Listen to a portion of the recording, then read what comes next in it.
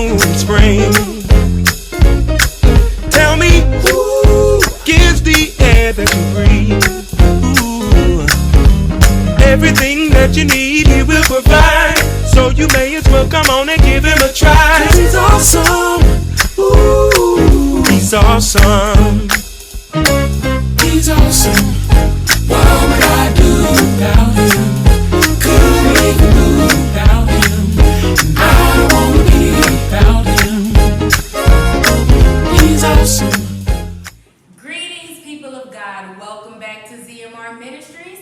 I'm Pastor Z, and thank you for joining me for yet another episode of What's the Issue Wednesday. Now, y'all know the past couple of Wednesdays, we've been talking about Queen is our DNA, legacy, as well as Queen is our DNA, unfettered strength. Well, this week we're continuing in our Queen series, It's Our DNA, because I still have my granny here with me, and we're going to be talking about a class in grace. Now, you guys have heard me talk about my grandmother before with my cousin, and we talked about how my grandmother and her siblings are so classy and poised, and they get it from my great-grandmother. Well, we're going to be talking about how we can inherit that style of grace, not just spiritual, but to walk in grace, to talk in grace, that our actions and reactions respond in grace, just to be more poised.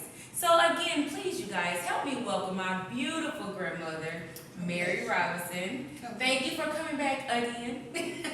She keeps coming back, y'all. She keeps coming back, so that's a good thing. Now, Granny, you heard me tell the people about how gracious you are. I mean, you know what, you guys? She's sitting here, kind of putting her eyes up. But I'm telling you, everyone that meets my grandmother, they say, oh, she's so classy, she's so poised, she's so graceful, and this and the other, and they say, Zonja, why you ain't like your granny? And I'm like, don't try me. I'm getting there, okay? But it just seems to come so natural. And I know you're going to say, it's the Lord, adorning me with his grace. But, Granny, where do you think it really came from, honestly? I think that originally, mother, in my rearing, my mother raised me and all of her girls. She was a very strong woman, and she wanted that for her girl. Mother went through a lot of things, but she was a strong woman. You have to have a made-up mind that you're going to carry the characteristics of God. Right. And you just have to have a made-up mind. It doesn't matter what's happening to you, what's going on in your life. Sure, it hurts. It doesn't make you feel well. But in the back of all of that, you have to maintain that thankfulness, that connection with the Lord. You have to, otherwise you will allow yourself to get down. But poise, everybody is an individual. True. And they have their own characteristics. It's true. And what I see is, it's just an inner being of, I don't feel that I'm so classy. I really don't. I don't feel that I'm so classy, but I was taught to carry myself in a certain way. And with that indwelling, plus the Lord indwelling, I can maintain. I can smile. I had this, it's been told to me so many times, because people does not know when I'm in pain. They usually just don't know.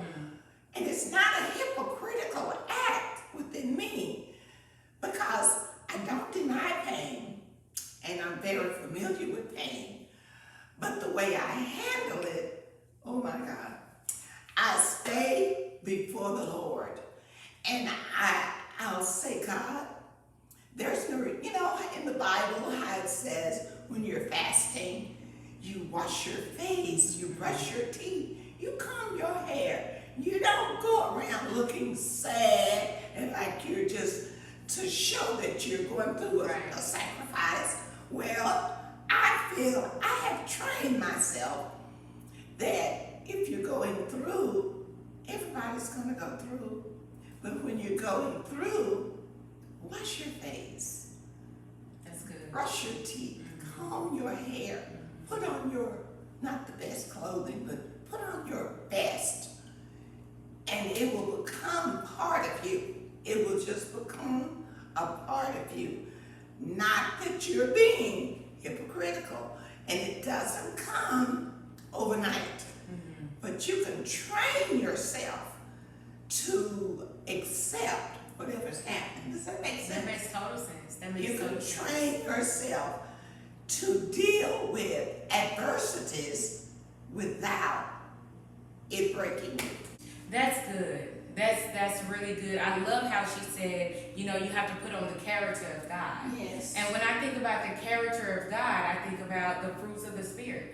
And when you are walking in the fruits of the Spirit, then it can come across as class, poise, grace, meekness, humbleness, and love, all of those things, virtue. And she possessed all of those traits. And I'm not just saying it because she's my grandmother. I'm saying it because it's true. So, Ray, I want to ask, because I know a big part of it is because of your rearing from mother, is because you choose to walk in the, in the Spirit of God, the fruits of the Spirit. But how do you maintain your reputation of class? Let me tell y'all something.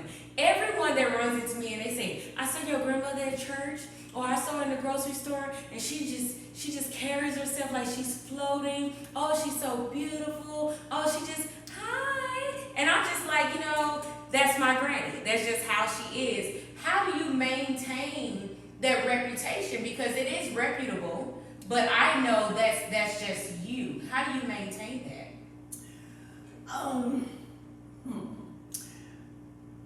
As I was saying before, it's not an act, but the word says he will beautify the meek. That's what he said. With salvation.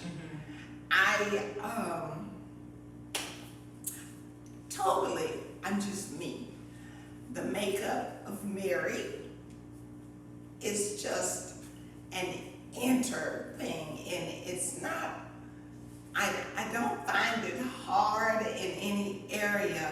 I'm a loving person, and I'm a big nurturer. I don't have to know you to want to help you. I can see, it's really funny, and I hope I'm not deviating from the No, question. you're fine, Granny.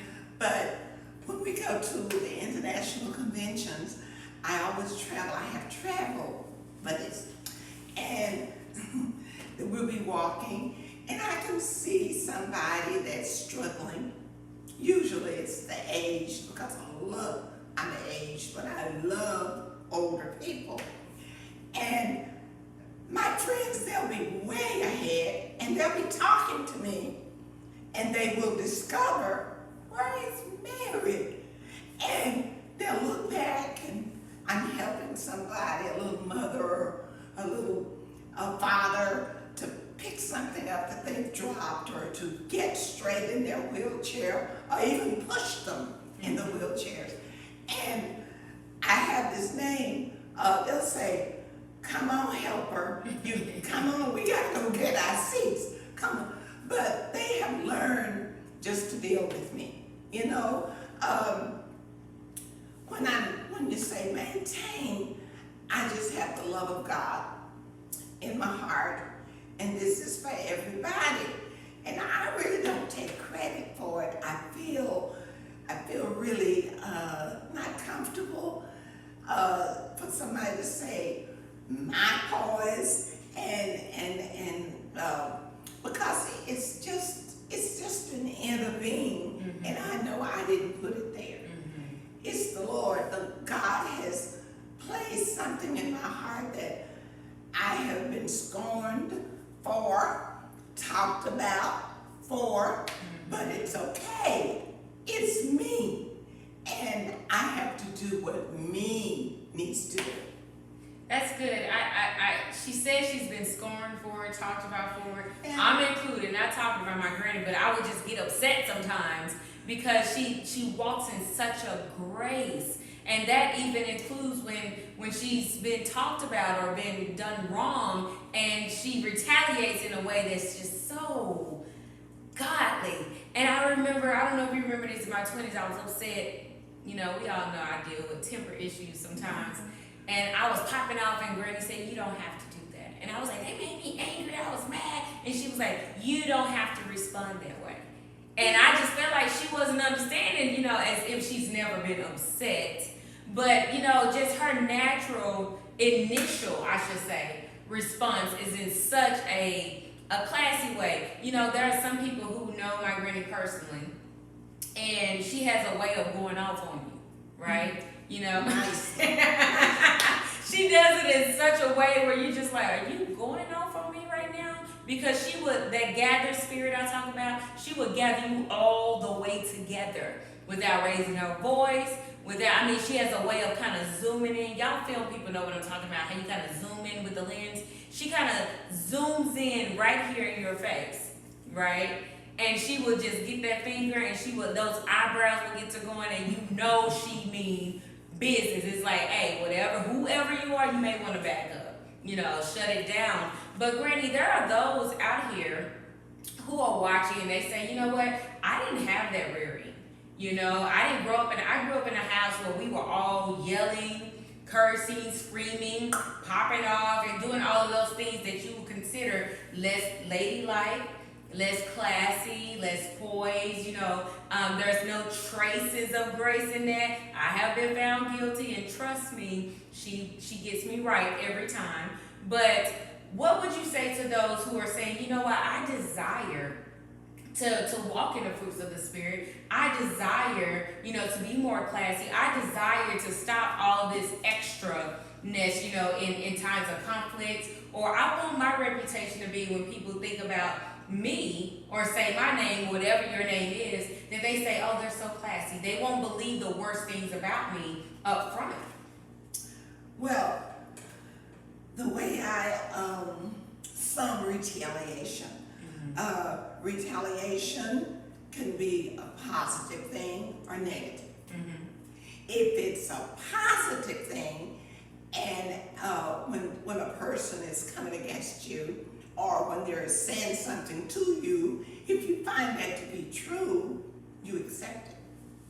Yeah, but Granny, what about the times when, you know, of course you're being slandered? And one thing I can say about myself that I have learned from my granny, I remember, and I'm going to get to the question, but I remember one time you told me, and I was just upset, and I was like, Granny, they're lying on me. You know, they're slandering me. My integrity is coming into question. I was upset, and I was in tears.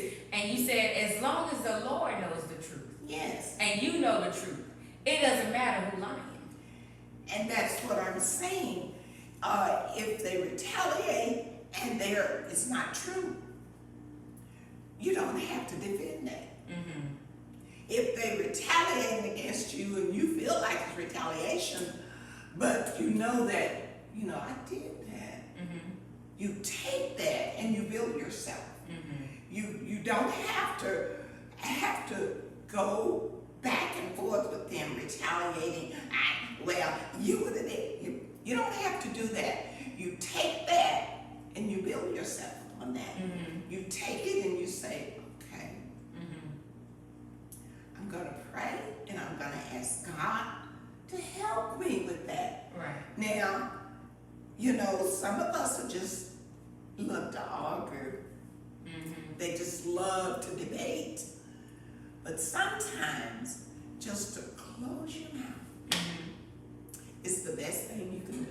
But have you ever struggled, Granny, in the sense of when you know someone's wrong and you know what they're saying about you is not true, you want to retaliate? Oh, yes. So how have you restrained yourself? I restrained myself, just did it.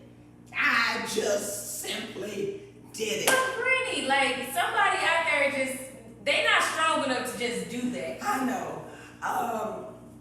How can I tell you what to do when I have learned that I don't have to debate and fuss about me? Because what you said at first, God knows me and He knows you. Right. And when somebody is coming against you,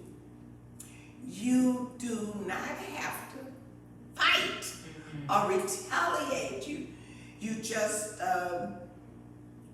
know that it's not true. And even though sometimes you have to walk away with tears, or walk away with them thinking, oh, she's weak. Sometimes you might have to do that. But what does it accomplish for you to retaliate? Because when you retaliate, you say a lot of things that you really don't mean. And some of them you mean. Some of them you do mean, but it just depends on how fiery it is, how the other person is coming towards you or you towards them. A lot of times you say things that you would, the next minute or the next, when you think about it, you'll say to yourself, I wish I hadn't said that. But you can't take it back. You know, Granny, there are times, and I don't always get it right because I'm human, but I know in situations where they were really huge for me, where I had to walk it out, where it was just like I was walking around with people just staring at me and pointing a finger. You know, people who I thought were close to me was dancing with my enemies and things like that. And I learned that responding only validates what they're saying. Right. And it's just like, there's no point in arguing a lie. When you know the truth, and I mean this from the depths of my soul, like I've been that person before where I'm trying to prove, where I'm like, they're lying on me. But after time, I think it was like my mid-20s, I got it. It was just like, you know what? I can sit here and say anything all day. If I say they're a liar, then I'm bitter. If I say they're a liar, oh, you're jealous. If I say you're a liar, oh, Danya just in her feelings. You know, it's like you're always gonna get the negative, energy back at you whenever you choose to respond or retaliate to things like that. It's like the more mature things, like my granny said, it's just be quiet. You know, and temporarily, momentarily, you may look like you're weak. You may look like you're getting the bad end of the stick, but we know that the Bible says vengeance is the Lord's. He will repay. If you just be quiet and give it to God, he'll take care of it. Because I found myself, like my granny said, walking away sometimes in tears. Or, you know, just a few months back, somebody had, y'all, my granny know the struggle, you know, when it comes to, sometimes I can get so angry and it's hard to suppress the old me. And what it is the enemy will come and he will tempt and he will tempt and he will tempt and he will send people to just poke. And I remember this particular day, I walked away from the situation, but the entire ride in the car, I'm talking about bawling. Because I was just like, God, if you don't get your people, I'm going to be in jail. Help me, Lord. It was so difficult. But in the end, God strengthened me. He encouraged me. He comforted me. And then, you know, when you really step back and let God get folks, he can get them way better than you can. Oh, yes. Mm-hmm. And another thing that we have to remember, a lie, I don't care who tells it, it will not stand. Right. It may take years for it to come to fruition that was not true. But the truth stands. I don't care what storm, what hard wind, what hard difficulty. If it's the truth stands. Right. But a lie is gonna fall. Right. My dad always says, sweetheart, just keep walking. Just keep walking. Just keep living in truth. Keep telling the truth. Just keep, pronouncing the truth. Eventually, the lie has to die. Yes. And that truth is going to outlive the lie. Yes. And there's an old saying that, a lie can be halfway around the world before the truth puts its shoes on. Yes. And so it's like that, it's running ahead like a forerunner, and it seems like, that's what everybody sees. But when that truth hit, it's like, wow, Yes. But the key is, during that process, it's not easy. It's not. And maintaining grace in class is not always the easiest thing to do. And so, Granny, when we listen to you say, I make a choice, I just be quiet. I just do it. know, it's the Lord. It's the way I was reared. Some people would look at that and say, you know, Miss Mary, that's an unrealistic approach to me. What would you say to people who make that kind of statement? They have to grow. Mm-hmm. It's called growth. And all I could do with that is to encourage them to grow. Mm-hmm. Mm-hmm. I mean, we all have a starting point. Sometimes it's when we're children.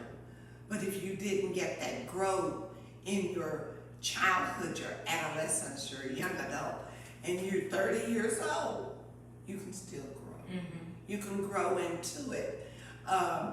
You have to be willing. I think that's the first thing I said today. You have to have that willing, submitting mind to change. You have to be willing to take and accept a change of how you used to be. You hear people saying, oh, I'm like this guy, it's just me. My mama was like this. If your mother was wrong, you don't have to be wrong. That's so talking right. You don't have to stay in how your mama did if she was wrong, or whoever. Mm-hmm. If they were wrong, they're just wrong. Right. So the approach that you would take is be willing to change. Be willing to accept I'm wrong. It's not good. It's not what I really want to be. Right. And you start that journey. You start the journey of change. And you know what? She's right. It takes maturity.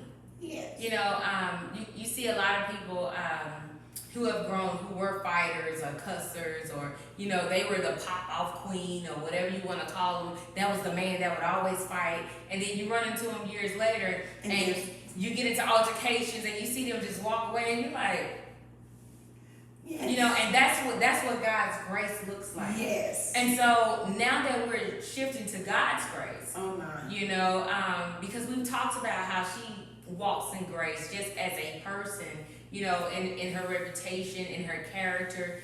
Granny, what does God's grace look like? Or, you know what, even better before you go there, because I know she ready for that. How would you define grace? Grace is that unmerited favor of God. I mean, when you're favored by God, I don't care who don't like it. I don't care who don't accept it. If you're favored by God, baby, oh my God, how blessed you are. You're just blessed. I know I could name numerous times and numerous things, how things I desired, things that I just desired, and I couldn't afford it, couldn't get it. But that favor, I just walked in the Lord. I just said to myself, you can't have it, that you can't get that right now. And I just went on. I didn't worry about it. I didn't think about it no more. And what happens? I just walked into it, and there it is, and He's given it to me. I mean, those are things. Right. But when it comes to the spiritual side, oh my God, when it comes to that spiritual side of grace, I was thinking about, you know, sometimes we're in a hurry and we think we're late. I think we're running late.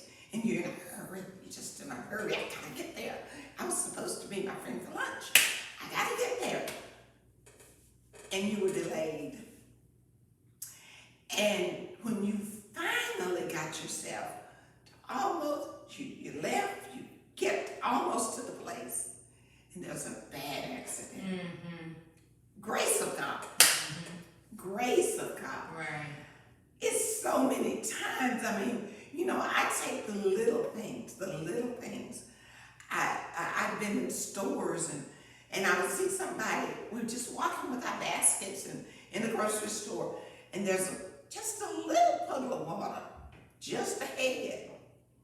And I'd stop to look at something on the shelf. Well, the other person went through, slipped and fell. I said, oh God, now I'm running to them to help them. Right. But I said, God, it could have been me. The grace of God, it just overshadows us and it protects us and goes before us. And you can't really explain the grace of God. God's grace is sufficient. It's sufficient to take us through, to lead and guide us. I mean, His grace is just rich, and it can be rich in you. You know, His grace is so multifaceted, Granny. Yes. Because like she said, it could be the puddle that could have, broke your neck. Yes. It could have been you got there on time or you left on time and wasn't delayed and you're the one in a car accident. Yes. It could have been when you went through a tragic event in your life, someone else did it and they committed suicide, but it was God's grace that kept your mind. Someone else ate some food at a restaurant and got food poisoning and died, but you ate it and it slipped right through you. Nothing happened. It was but for the grace of God. Yes. A lot of people, we in Corona right now. Some people got it, and everybody in their household or everybody on their job got it. They're the only one that surpassed the grace of God. Some people, got Corona and now they on a ventilator and they died, but you got it and you were asymptomatic, didn't feel a thing. The grace of God. When I think about the grace, it has so many faces. So many faces. Yes. It can be something as simple as, 10 million people applied for this scholarship. I was the only one that got it. The grace of God. Yes. The grace of God can be blinded. I remember, and what I mean by blinding, I'm going to tell you. I remember there were all these protests in Atlanta. And I was out, I do DoorDash and stuff, y'all, and I was out working. And I remember my phone was blowing up. People were calling me like, are you safe? All these protests, they just lit a car on fire and they had this and this is rioting and that is rioting. And I said, where? I had no idea. And then whenever I started seeing the videos and the times lined up, I was like, I was right there. I was right here. I was driving down that street and blinded me from it. Never even knew it was happening. And it was the grace of God. Because He knew I needed to work. Yes. So I can, get this set and everything else that I was trying to do. But it was God's grace that kept me through that. It was God's grace that kept your car when it should have broke down. He knew you didn't have no money to get it fixed. Everybody else's car broke down. Now they on the bus, but yours just keep on tooting on down the street. It's the grace of God. You prayed for a job. Somebody else been looking. They done lost everything they got. But all those little jobs that you feel like you hated, they kept calling you. That was the grace of God. And so when we think about grace being over our lives and walking in grace and living in grace and being a testimony of grace, you can't even fathom how many times. Let's talk about you. We're talking about the things that we do see. What about the things you don't see? That you will never know? Yes. Because we know there are angels battling for us, warring for us in heavenly places that we can't see with our natural eyes. But it's the grace of God that's transcending everything that's going on around us. Sitting here, we're walking in grace. Somebody could have been lurking, watching you in the shadows, wanting to murder you. Keep it, you just walking, don't even know what's going on. You made it safely. It's just normal for you. I walk home all the time by myself and nothing ever happened. It was the grace of God. Somebody looked at you and said, well, I was going to attack her, but she had two people with you. I was by myself. It was the angels of the Lord, the grace of God. Somebody else behind you got murdered. I'm telling you what I know for myself. Yes. A lot of people don't know. My granny knows I was attacked by some men a little over a year ago. Other people have been attacked, found dead. I got attacked and I walked out and I was like, I'm alive. Thank you, Jesus. Even the officers were saying, ma'am, you so calm. And you know what I said? I said, it's the grace of God that I'm standing here alive. I'm in my right mind. I didn't panic. I didn't lose my wits. I didn't lose my composure because I knew, you know what, God, you got me. That is the spiritual grace that I'm talking about, not just walking. And you know what, Granny? When we really, adopt the spirit of grace, and we don't have to, but I'm saying when you yield yourself to it and say, Lord, let your grace emulate through me, then it has no other choice. If it starts from the inside, you're going to see it working on the outside. It has to manifest. It has to manifest. Granny, what are some things that you know in your personal walk that God has graced you with, that you start seeing shine on the outside and it just made you smile? Because I catch my granny sometimes. Something she'll look at and you'll catch her smiling. and then she'll just kind of turn her head, and you know it's something that the Lord done brought to her mind, or she's seen somebody who's at rock bottom and how God has brought them through, and she just say, "Oh, I thank the Lord." Or you'll see her, I know y'all don't see her doing that jerk. You know, it's because something has hit her spirit, and she'll say, "Oh, but for the grace of God." What are some personal moments like that for you, Granny? I am in my right mind. Mm-hmm. I was destined to be institutionalized. Mm-hmm. But the enemy, Right. he couldn't touch me. I know, I think about writing books, but I just haven't. Mm-hmm. And I could tell you some things that it would blow your mind. Mm-hmm. But it was the grace of God. I remember, going through things, and when it's so repeated, you forgive and you go on. Mm-hmm. Same thing happens again, and it happens again, and it happens again. And I remember, I think I was telling Tanya on a taping about being suicidal. Mm-hmm. But sometimes, the enemy comes to oppress you. Right. He comes to discourage you. Mm-hmm.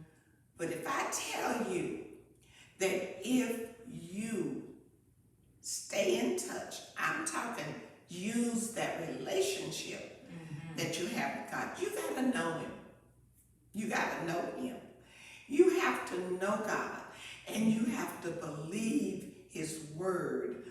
I tell you, so many times, I look back over my life. Mm-hmm. I look back and I said, oh, but it's just the grace of God and your twin, the mercies of God, that kept me and didn't let me go.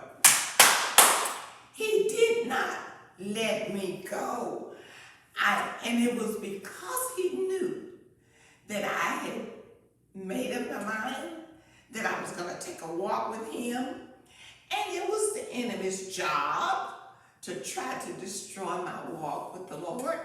But I held on with confidence that I could do it. With your help, if you hold me. There's an old song that the church used to sing. Hold me, Jesus, hold me. Hold me by my hand. I'll live right if you hold me. And that was my determination. I said, God, I want to please you. So hold me, Jesus, hold me. Help me through this. And time after time after time after time, he held me close and he didn't let me go. He kept me encouraged to say yes to him. And I look now and I just thank God. I'll tell God, I thank you because you kept me in my right mind.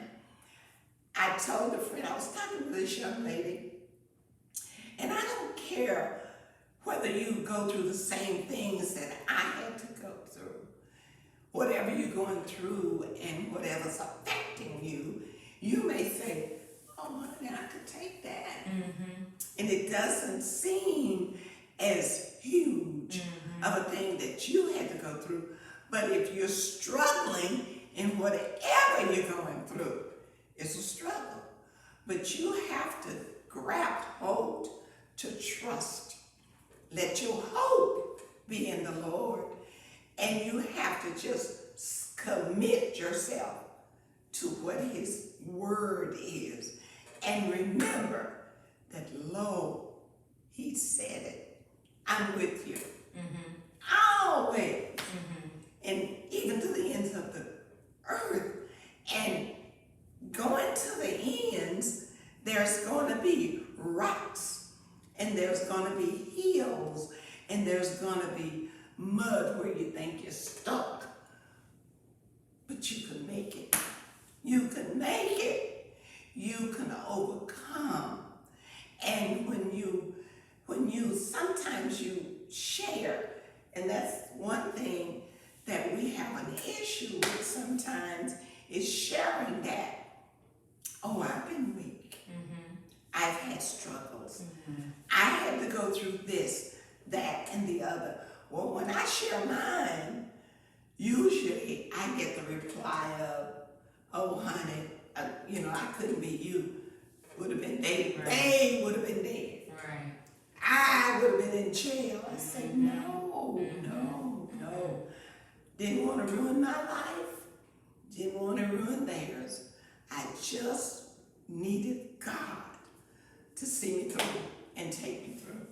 You know, Granny, some people will look at grace, and of course we're grateful for it, but some people feel like there's a backside of grace.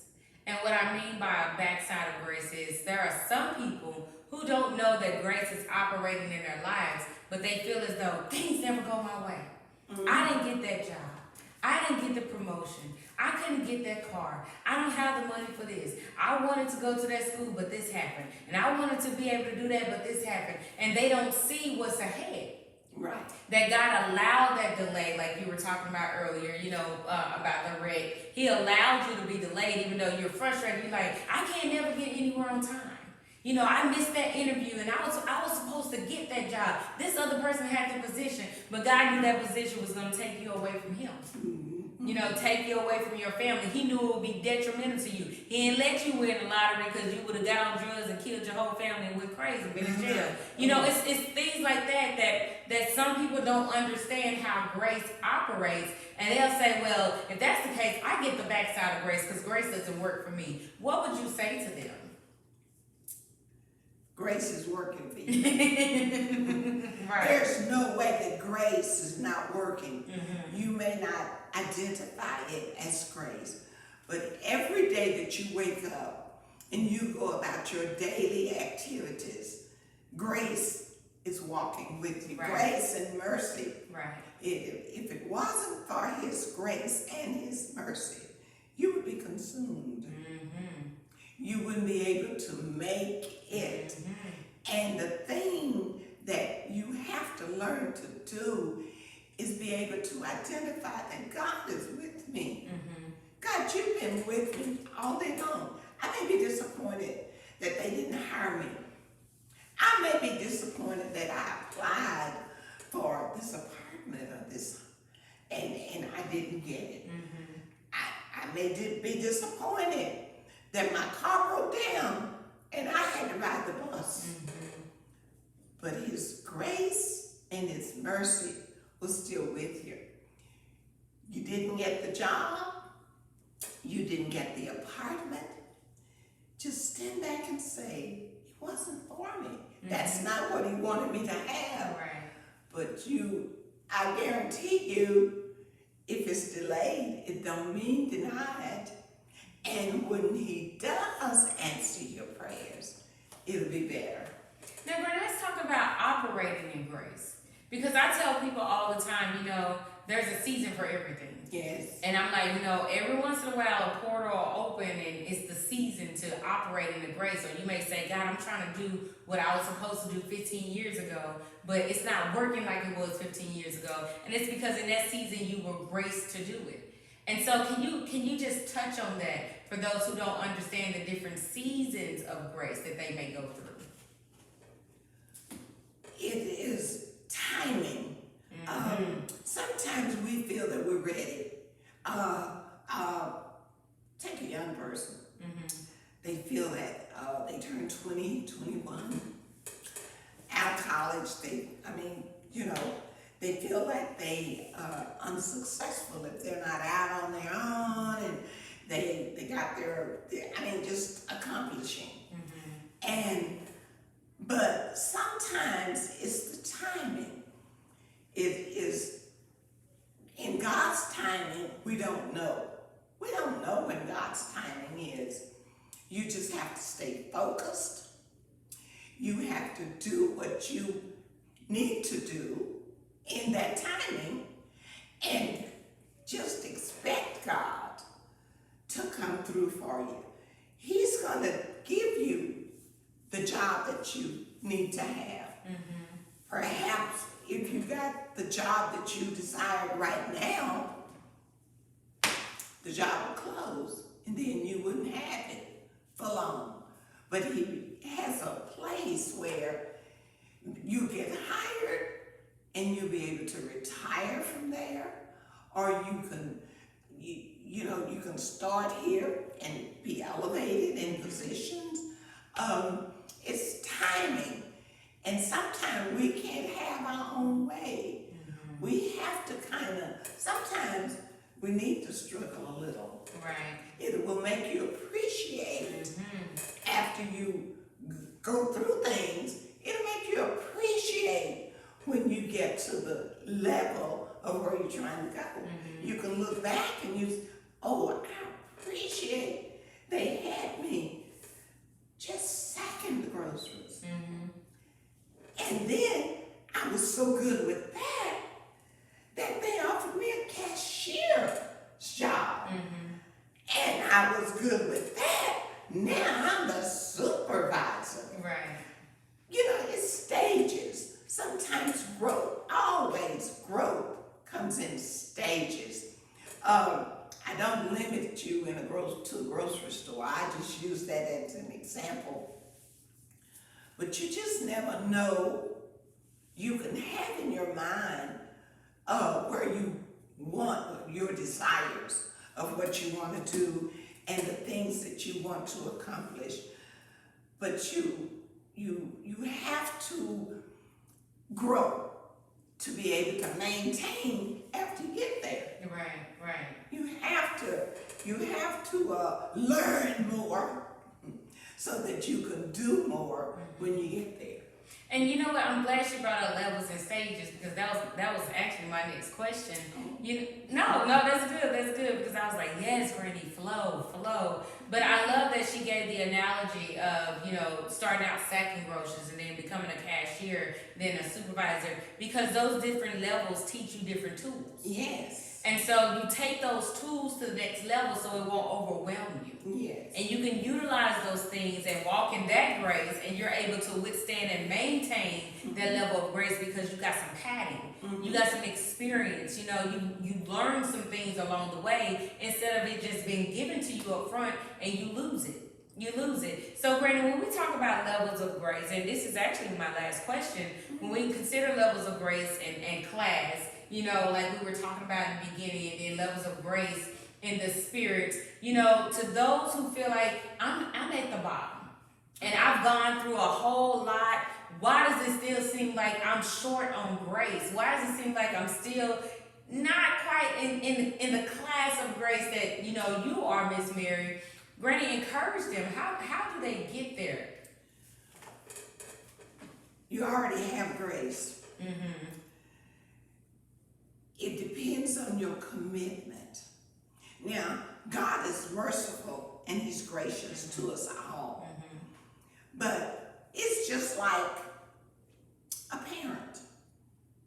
If they have children, and this child, they have several children, and it seems like most of the children they've accomplished, they have jobs and they're independent and they're buying their homes and they furnished it off, and here you got 4 or 5 or 6 of them doing that, and here's one over here that's still knocking at your door every week, and they're I need,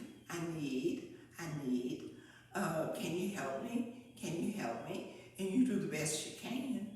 But naturally so, you're going to want to help that one that's down, but you need to try and help them understand that you're in the situation, the position that you're in because of yourself. I mean, you have got to stop being down on yourself because maybe something happened that discouraged you, or you lost your job, or you had been faithful to a job, or been faithful in a marriage and it didn't work, and you took that to say, I'm a failure. I just feel like I'm a failure. You have to try and build them up to let them see, no, you're not a failure, but you're gonna have to love you, love God, and ask God to help you come out of this state. You got to show them, even at the lowest point, there's something good. There is something good that I try to find in that person that's not doing so well. If you just take the least little thing and say to them, oh, you're gonna make it. Because look at you. I mean, you still know how to communicate. Take that. Build upon that. You still, you may need some help. And if you can help them, whatever point that you can help them without them being more dependent or without you enabling them to stay in the area of their life that they're in, you have to just try to do your best to encourage, to try to build them on the least of what you can find. Try to build them, make them feel better about themselves and not be negative towards them or show them their downfalls or show them where they're so wrong and where they need to. Don't hamper on every time you see them. Is telling them the bad about themselves. Love them, help them, encourage them. I find that encouragement to anybody is a blessing, and it works. It works. If you just take whatever you can find in that person and just take that and try to build them up where that they can do better and feel better about themselves, because nothing is going to be, I got a lot of children. And a lot of personalities to deal with. But you try to show them the same love, but you have to sometimes go a little further with this one than you would with this one. So what I'm saying to you is just love them, help them without enabling them to stay where they are, and let them know that whatever they're going through, that God's grace and His mercy is holding them and it's there for them, but they need to commit to Him in order to get all of the grace that He has for them, because He's going to pour it out, because He loves the sinners, and you can tell that, as well as He does the just. He loves the unjust as well as the just. But when you are one of His children that's committed to Him, committed and saying yes to whatever He brings your way. Yes, Lord, if this is what you want me to do, I'll do it. I say yes to your will and to your way. Naturally so. His grace and mercy is going to flow over that one, where maybe you can't see it flowing over that one that's not committed. Mm-hmm. But that's like I was trying to make an example of being a parent. He is my Father, my Heavenly Father, watches over me. I mean, come what may, from day to day, my Heavenly Father watches over me. And come what may, from day to day, in the natural sense, your father or your mother, they want what's best for you. So they're going to do what they feel is best for you. But my thing is, I am not going to enable you to stay where you are when you can do better. So in other words, processed, in grace. Yes. And that there will be testing. And everyone's measure of grace is different. Some, like she said, some children, God has to give a little bit more grace, a little bit more time, a little bit more leniency. And as a parent, Other children may feel like you're showing favoritism. Yes. It's unfair. Why is it that as soon as I do something, I get a whooping, but when they do it, you talk to them? And it's because the Father knows us and He knows what's best. Yes. And for those who feel like, you're in a spot where you're like, I'm not growing in grace, you are. I encourage you to just keep walking it out, because those tests are going to come. And every time you pass, you get to the next level. It's just like in school. You're going to be tested. There are going to be quizzes. You're going to learn new things. Then there's going to be tests. And then guess what? You learn something else. Then you're going to be quizzed on that. Then there's going to be testing. And then, once you get through all of those tests, that process, then you find yourself ready to go to the next level. You've been promoted to the next grade. And then next time, you're going to hit another test. And as you pass that, and some tests we don't always pass.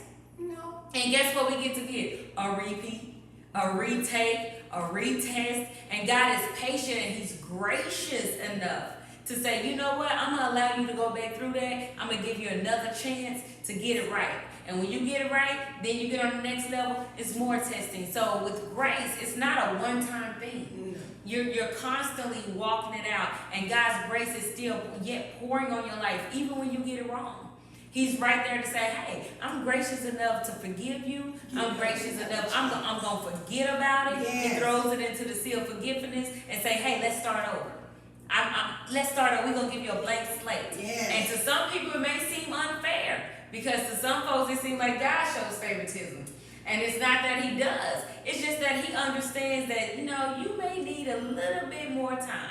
You may need a little bit more grace than this person over here, because they're matured enough spiritually and naturally to walk this thing out. Listen, I'm so appreciative of my granny. I pray that you guys saw the difference in class and grace, in spiritual grace, how you can walk and carry yourself in God's grace. And as you go through things, the grace of your life begins to emulate, and you'll start seeing yourself, you know what? This changed in me, and now it's manifesting outside of me. And before you know it, you'll find yourself walking in grace. Talking in grace, responding in grace, you're reacting in grace, your thoughts will become gracious, you'll find yourself being more loving, you'll start forgiving people more, you'll get a little bit more temperance, you won't be impatient, you'll be meek, you'll find yourself being humble. All of those things are the grace of God operating in your life. Yes. So, Granny, I thank you for being a teacher today, Rabbi. For giving us a lesson and a class in grace. Listen, I pray this bless your life. Whoever is watching, man, woman, boy, child, whoever you are, you don't even have to be in the church. But I pray this is something, these are tools and these are keys and nuggets that you can take with you, and nuggets of wisdom that you can keep with you to help you maintain grace. If you've already found that place, in which we know we already have grace from the Lord, but I'm saying walking it out in your everyday life. And if you are that person that you're like, you know what, I got that. I have better temperance. I am humble. I don't show my anger anymore, but you just got some keys on how to maintain it. And for those of you who feel like I'm not there yet, you know what? Keep walking it out. Get there. Don't give up. Don't give up. Trust me. Yes. You looking at a living testimony. I ain't all the way where my granny at, but she knows I ain't where I used to be. Yes. Amen. Bless the name of the Lord. Thank you guys for joining me for another episode of What's the Issue Wednesday. Y'all know what it is. Next Wednesday, we have another fresh episode with a new topic, and we're going to have new guests. You guys, let me applaud my granny, because she's been holding strong for the last couple of weeks, and I am so appreciative. Listen, tomorrow, what's tomorrow? Thursday, Bible study. Y'all know what I always say. Let's walk the word together. Fresh revelation from the Lord. I can't wait to eat with you guys. So join me tomorrow right here, ZMR Ministries. I appreciate you guys tuning in every week. I love you, and may God bless you. Be encouraged. Be blessed.